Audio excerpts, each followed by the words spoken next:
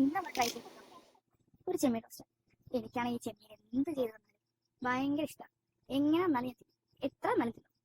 അതിപ്പോൾ എത്ര രൂപയാണെങ്കിലും ഞാൻ വാങ്ങിയിരിക്കും, ഒരിച്ചിരിയെങ്കിലും വാങ്ങിയിരിക്കും. അതുപോലെ എനിക്കിഷ്ടമുള്ള സാധനമാണ് ഈ ചെമ്മീൻ. ഇത് നമ്മൾ ഉണ്ടാക്കുന്നത് ഒരു ചെമ്മീൻ റോസ്റ്റ്, എൻ്റെതായ ഒരു രീതിക്കകത്ത ചെമ്മീൻ റോസ്റ്റ്.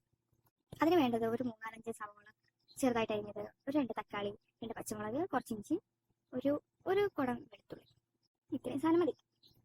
ആദ്യം നമ്മൾ ചട്ടി അടുപ്പത്ത് വയ്ക്കും, അതിലേക്ക് നല്ല വെളിച്ചെണ്ണ അങ്ങോട്ട് വയ്ക്കും. എന്നിട്ട് കടുകിട്ട് പൊട്ടിക്കണം. കടുക് പൊട്ടി വരുമ്പോൾ അതിലേക്ക് നമ്മൾ അരിഞ്ഞ് വെച്ചിരിക്കുന്ന പച്ചമുളക് ഇട്ട് കൊടുക്കും.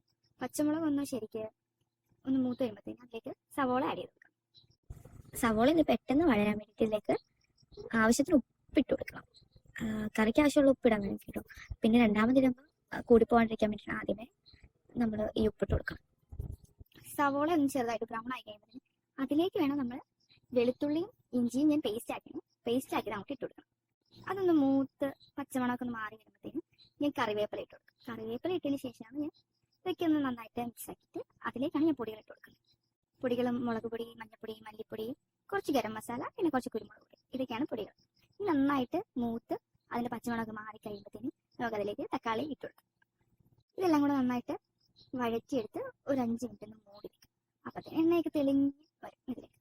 ഇത് നന്നായിട്ട് ഇളക്കിയിട്ട് നമുക്കതിൽ ഞാനാണെങ്കിൽ ഒരു ചുറ്റും ഇങ്ങനെ ഒരു കുഴി പോലെ എടുത്തിട്ട് അതിലേക്കാണ് ചെമ്മീൻ ഇട്ടിട്ട് മസാല ഇങ്ങനെ ചുറ്റുമായിട്ട് ഇങ്ങനെ പൊത്തി വെക്കും. ഫുള്ളായിട്ട് ഇച്ചിരി ഭാഗം പോയി കാണാതെ ഫുള്ളായിട്ട് ഇങ്ങനെ മസാല പൊത്തി വെച്ച് മൂടി വെക്കും.